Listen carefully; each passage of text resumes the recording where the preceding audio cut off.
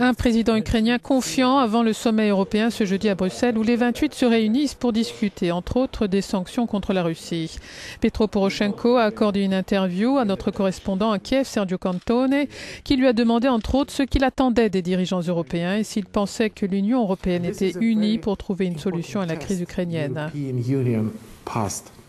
C'est un test très important que l'Union européenne passe maintenant, a déclaré le président ukrainien.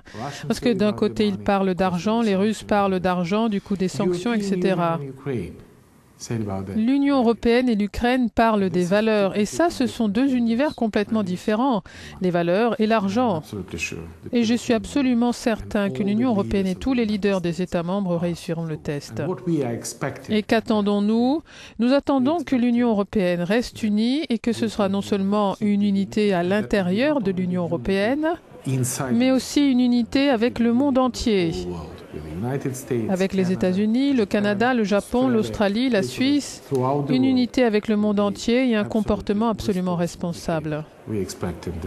Nous nous attendons à une très très forte déclaration, selon laquelle si la Russie ne respecte pas l'accord de Minsk, si la Russie ne libère pas la Crimée, les sanctions seront prolongées ou élargies. Avez-vous peur que la Crimée puisse devenir un centre militaire? C'est déjà devenu un centre militaire, répond Petro Poroshenko. Et autant que je sache, le président russe a déclaré qu'ils ont installé en Crimée un missile nucléaire. Je pense que ce n'est pas une question d'indépendance ukrainienne ou de souveraineté ukrainienne sur la Crimée.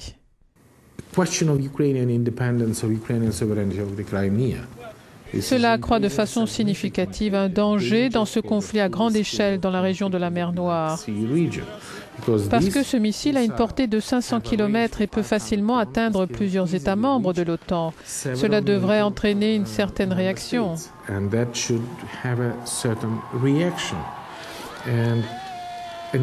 Un autre problème concernant la Crimée est la situation humanitaire là-bas. Il y a une violation brutale des droits de l'homme. Les Tatars de Crimée, qui sont plus de 300 000, subissent une pression sévère.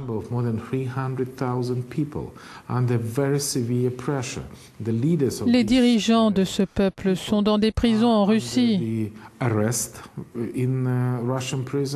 ou font face à une interdiction d'entrer en Crimée comme sous Staline. Et pour en savoir plus, retrouvez la totalité de cette interview du président ukrainien ce soir.